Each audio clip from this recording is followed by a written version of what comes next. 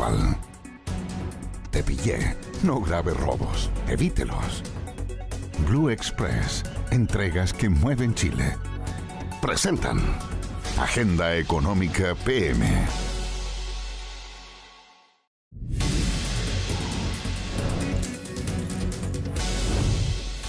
Aquí comienza la revisión de la Agenda Económica PM de este jueves en CNN Chile y que comenzó temprano en la Comisión de Hacienda del Senado, porque ese comité ya empezó a revisar el proyecto de reajuste del sector público que fue aprobado en la Cámara de Diputados el miércoles, pero tal como dice el titular, se rechazaron las normas más polémicas, las que se ha denominado como amarres de funcionarios a contrata que podrían pasar de una administración a otra. Es precisamente lo que sigue generando polémica, tal como lo cuenta Pilar Gutiérrez. El reajuste al sector público llega al Senado con la aprobación de la Cámara, pero con las denominadas normas de amarre rechazadas. Sin embargo, el gobierno anunció que va a reponerlas para la discusión en la Cámara Alta. Lo que se hace con esta norma es básicamente evitar discrecionalidades. La no renovación de una contrata requiere una justificación. Eso es algo que no cambia solo lo refuerza, no lo cambia este proyecto de ley. No estamos acá planteando una diferencia de fondo. Tal vez la única diferencia importante es que lo estamos poniendo en la ley. Una mirada distinta a la que tienen algunos parlamentarios, que han sostenido que esta norma buscaría asegurar la permanencia en la próxima administración de algunos funcionarios que llegaron durante el actual gobierno solo por su ideología. El proyecto inició el segundo trámite en la Comisión de Hacienda del Senado, donde algunos ya señalaron sus reparos. Si el gobierno va a insistir con una serie de normas que fueron rechazadas en la Cámara de Diputados, tiene todo el derecho a hacerlo. No creo que esas normas sean aprobadas en el Senado, pero son parte de la discusión por ahora. Hay algunos asuntos que no fueron aprobados, porque no tuvieron los votos, pero que esos van a ser probablemente más discutidos, más complicados. Yo estaría de acuerdo en aprobarla. Hay gente que estaba a contrata por muchos años.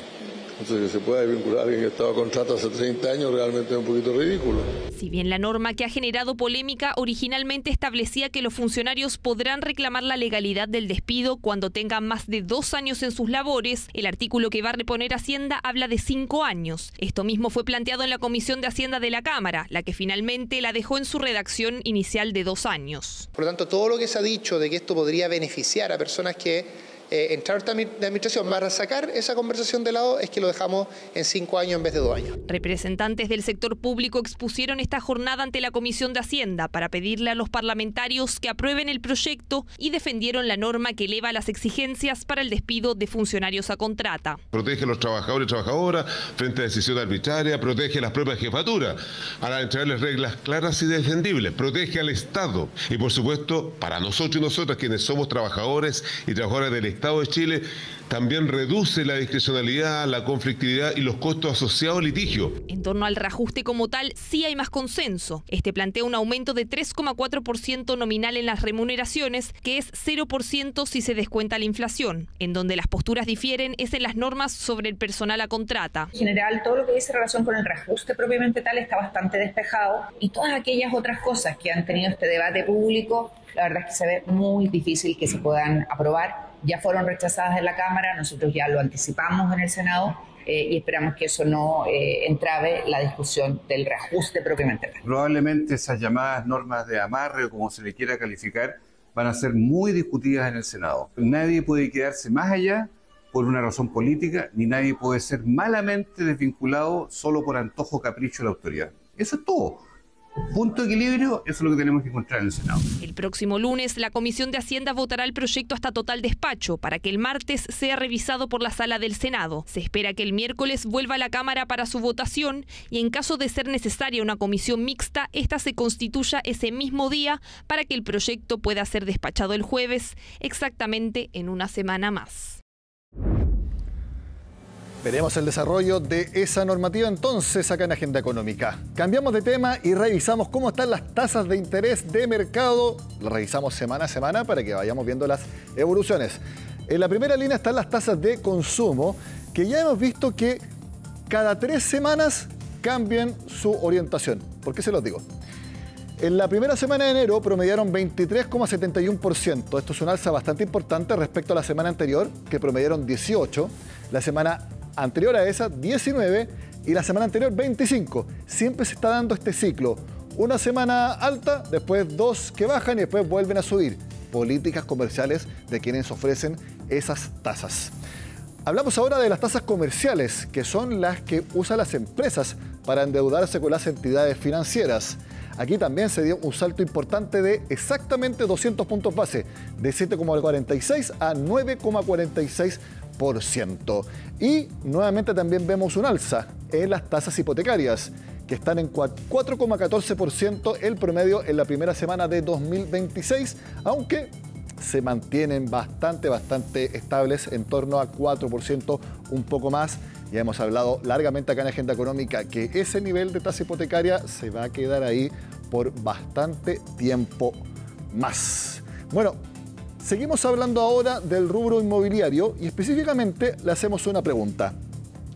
¿La inversión inmobiliaria sigue siendo conveniente? Esto por algunas dudas que hay respecto a la velocidad de arrendar un inmueble que uno compra. De hecho, hay variados informes que dicen que antes, si eso era una inversión segura, ahora no lo es tanto, en opinión de algunos.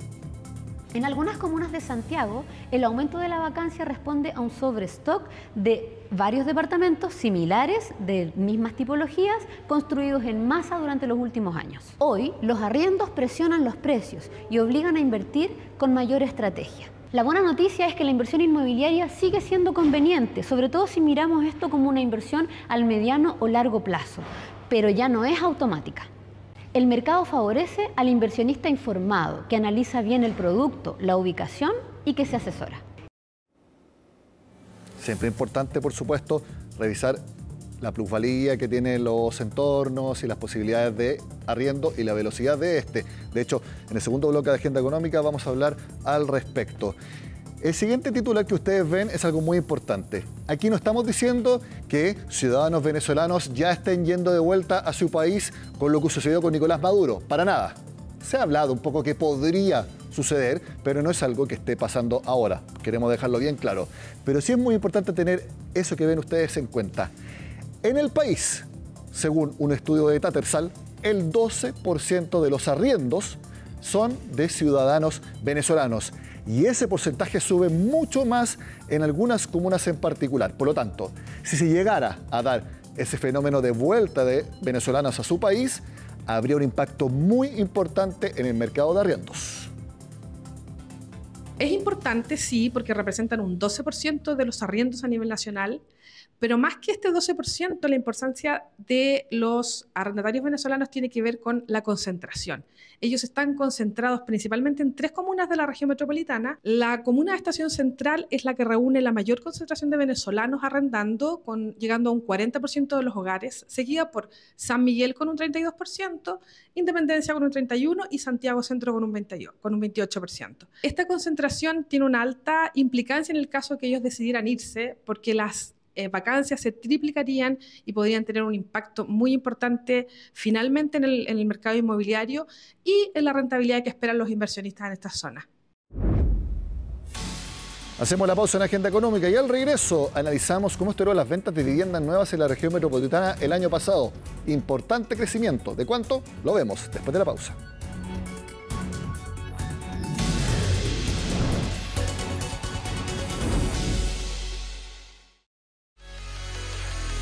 ¿Tienes un emprendimiento o una empresa y quieres llegar más lejos? Con más de 3.200 puntos Blue Express en todo el país. Tenemos la red de entrega, recogida y devolución más grande de Chile. Incluye las estaciones de servicio Copec, abiertas 24/7, para que tú y tu negocio puedan moverse sin límites. Desde donde estés y hacia donde vayas, con Blue Express conectamos a todo Chile.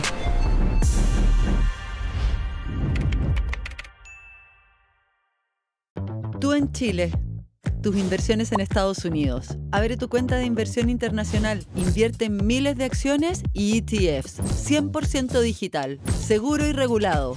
Abre tu cuenta internacional. BTG Pactual. ¿Y a tu empresa qué le echa el ojo? si te roban, va a ser difícil levantarla. Peor aún, si no tienes espalda. ¿Te subieron las pulsaciones? Te pillé, compadre, te pillé. Te pillé es el único sistema de seguridad para empresas que no graba robos, los evita. No sea usted la próxima víctima y contrate su tranquilidad en tepillé.cl. ¿Y si mejor corres a contratar Tepillé? Hoy, tú eliges tu experiencia con BMW. Disfruta de un mundo de beneficios estés donde estés. Descubre, personaliza, cotiza y agenda. Todo lo que necesitas para disfrutar del placer de conducir en un solo lugar.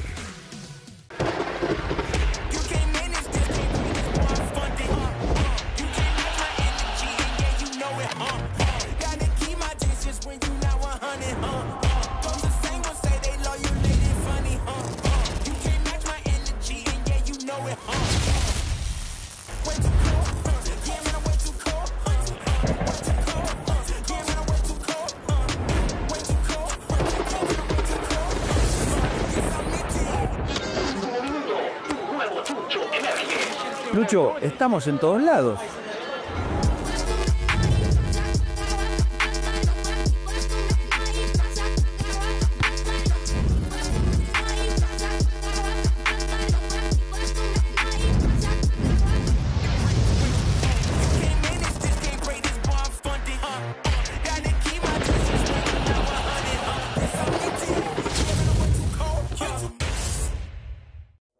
Jueves. Aquí se debate en CNN Chile. Diálogo abierto, libre y plural sobre la contingencia que mueve la agenda de nuestro país. Todo bajo la conducción de Mónica Rincón.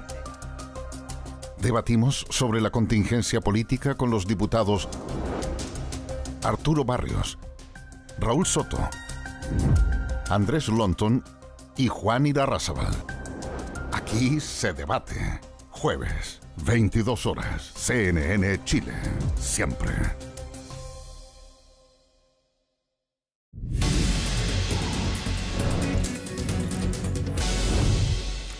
En los últimos años, el sector inmobiliario fue símbolo del estancamiento económico de nuestro país. Sin embargo, 2025 fue de una fuerte reactivación. De acuerdo a Colliers, las ventas de viviendas nuevas crecieron 28% en la región metropolitana. Vamos a analizar esta cifra junto al gerente inmobiliario de Colliers, a Sergio Correa, a quien vemos en pantalla. Sergio, gracias por estar en Agenda Económica. Hola Nicolás, muchas gracias a ti por la invitación. ¿Estaba dentro de las proyecciones de ustedes que hubiera este fuerte crecimiento durante 2025? Sí, porque lo fuimos viendo a medida que transcurría el año, básicamente impulsados por políticas que estableció el gobierno que tienen relación con el subsidio a la tasa, que influyó bastante, sobre todo en lo que es las ventas de unidades de menos de 4.000 UF, que es donde está enfocado ese subsidio. Y eso sin duda movió la máquina inmobiliaria e impulsó las ventas de manera notable. Sí, ustedes tienen el dato de que se vendieron en total el año pasado 18.441 unidades. ¿Tienen el desglose para saber exactamente cuánto influyó este subsidio que es hasta 4.000 UF en el precio de venta? No tengo el desglose exacto, pero el mercado inmobiliario, el stock que hay en oferta, está altamente concentrado en unidades bajo las 4.000 UF. Entonces, sin duda, tuvo un efecto importante en impulsar las ventas. Tú mencionaste un aumento del 28%, pero eso es comparado con el trimestre anterior. Si lo comparamos con el año anterior, estamos hablando de una venta que aumentó en más del 50%. Entonces, sin duda, influyó el subsidio. Y algo que también ayudó fue que las tasas de los créditos hipotecarios también disminuyeron durante el año. Entonces, ambas cosas combinadas funcionaron bastante para mejorar las ventas. Ustedes también tienen un desglose por trimestre. De hecho, en el primer trimestre hubo 3.300 ventas, en el segundo 3.500 unidades y la diferencia es notoria en la segunda mitad del año. 5.915 unidades en el tercer trimestre y 5.669 entre octubre y diciembre. Aquí se nota totalmente entonces la influencia del subsidio al dividendo hipotecario. Sí, tal cual. Y lo bueno es que influyó tanto en el mercado de departamentos como en el mercado de casa. Vimos que en el mercado de apartamentos fue donde más aumentos hubo. Y no es malo eso en el fondo porque donde también está concentrada gran parte de la oferta. Lo ideal sería, dado los resultados de este subsidio, que ojalá se pudiera mantener en el tiempo, porque nosotros proyectamos que durante el 2026 se debieran acabar las unidades que se podrían subsidiar. Por lo tanto, es de esperar que el gobierno entrante ojalá pudiera mantener este subsidio y eventualmente también, ¿por qué no aumentarlo quizás a unidades de más de 4.000 UF? Ojalá pueda llegar a las unidades de 6.000 UF, porque esto tiene doble efecto. Primero, ayuda al mercado inmobiliario y ayuda al mercado de la construcción, que es un sector que dentro de la economía moviliza bastante empleo, por ejemplo, y por otro lado también facilita el acceso a la vivienda nueva de la familia chilena, lo que sin duda también sería una muy buena noticia. Sí, eso es algo que pidió la Cámara Chilena de la Construcción y que obviamente ustedes tienen que apoyar. ¿Saben si hubo alguna respuesta en torno a eso por parte de las autoridades que van a asumir el 11 de marzo? Hemos visto al ministro de Hacienda que ya adelantó medidas para impulsar la construcción en territorio urbano. Sí, a ver, yo creo que hay un paquete de medidas importante que está pensando el gobierno entrante para apoyar al sector inmobiliario, al sector de la construcción y para facilitar el acceso a la vivienda. Yo creo, y esto ya es una idea, digamos, por lo que se ha señalado, es que debiera mantenerse el subsidio a la tasa, debiera prolongarse. Lo que yo creo que todavía es una incógnita y no está resuelto es si efectivamente se va a ampliar el rango por sobre las 4.000 UF llegando a las 6.000 UF. Yo creo que eso es lo que todavía no está definido y sin duda, insisto, sería una muy buena noticia tanto para el mercado de la construcción como para el acceso a la vivienda. Algo que ustedes también revisan muy en detalle son los desistimientos de promesa de compraventa.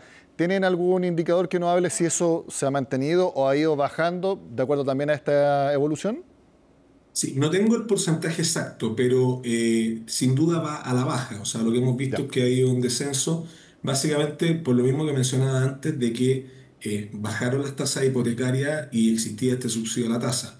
El nivel de desistimiento ha ido disminuyendo y esperamos que lo siga haciendo durante todo el 2026, sobre todo si se mantienen estos dos datos. Llegamos a niveles bien complejos para la industria de desistimiento, lo que produjo también la quiebra de varias empresas del sector y por lo tanto nosotros esperamos que esto se mantenga y el nivel de desistimiento también vaya disminuyendo durante el 2026. Los factores más importantes que toma en cuenta una persona a la hora de comprar una vivienda son las perspectivas laborales a corto, mediano y largo plazo, la confianza también en cómo van a estar esos ingresos. Después vamos a hablar de la tasa hipotecaria, pero al menos en cuanto a los ingresos y estabilidad laboral de las personas, ¿cómo ven esas perspectivas? Lo que pasa es que ya estamos hablando de temas que van más de la mano de la macroeconomía, no solamente del sector inmobiliario y de la construcción.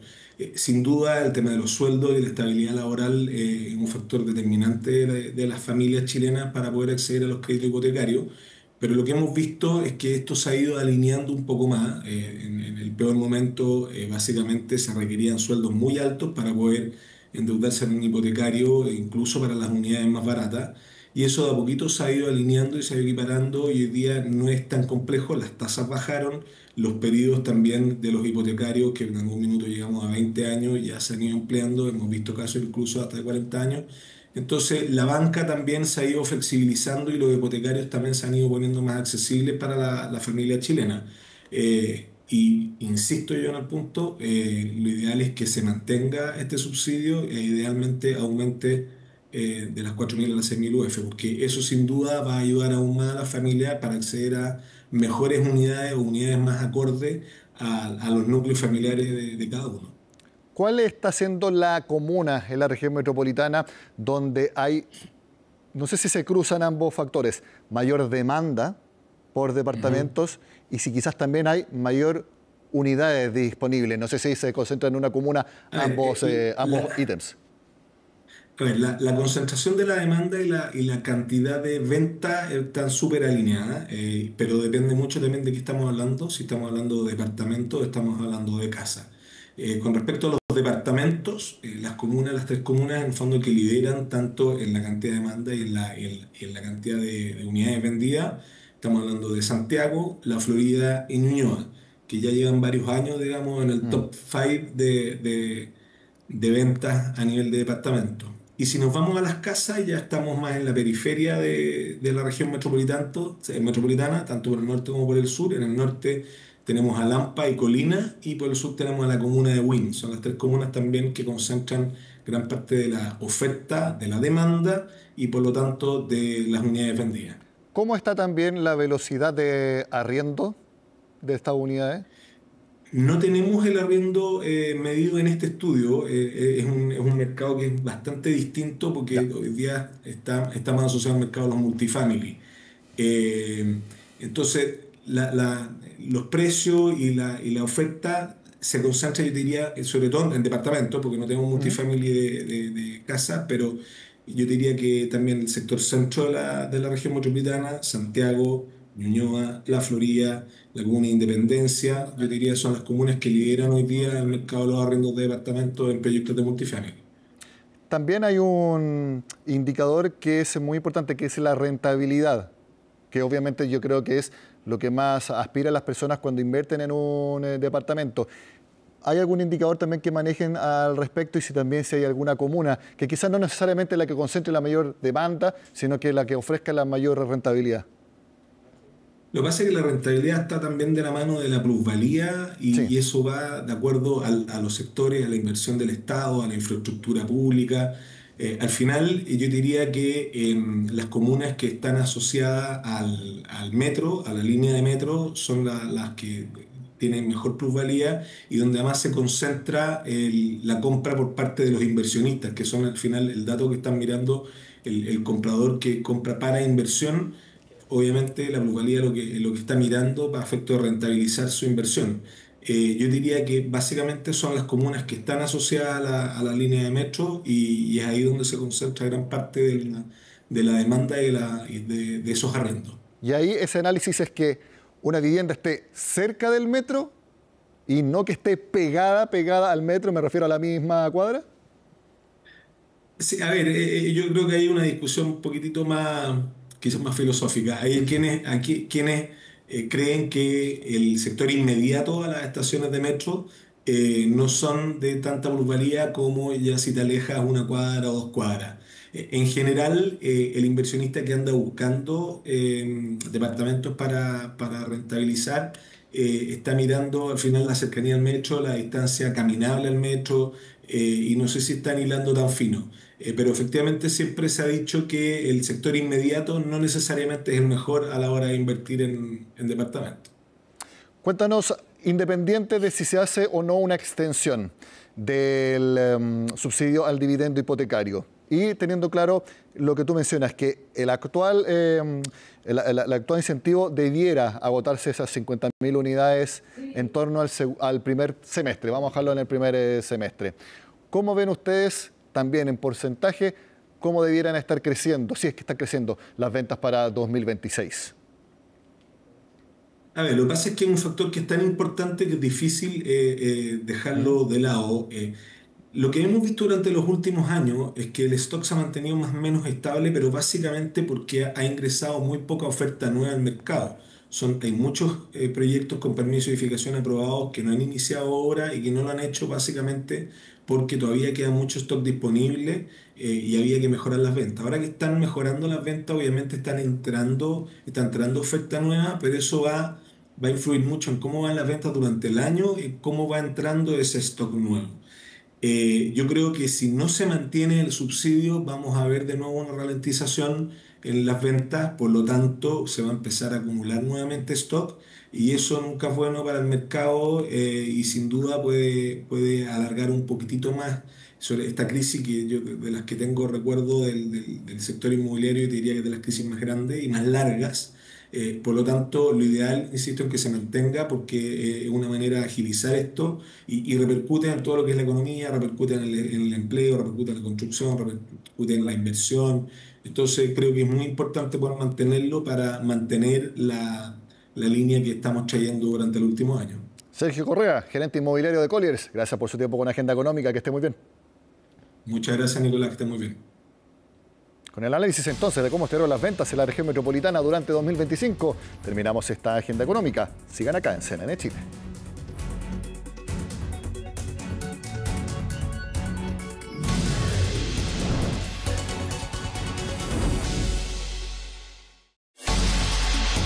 Banco de Inversiones BTG Pactual. Te pillé. No grave robos. Evítelos. Blue Express. Entregas que mueven Chile. Presentaron Agenda Económica PM. Tú en Chile. Tus inversiones en Estados Unidos. Abre tu cuenta de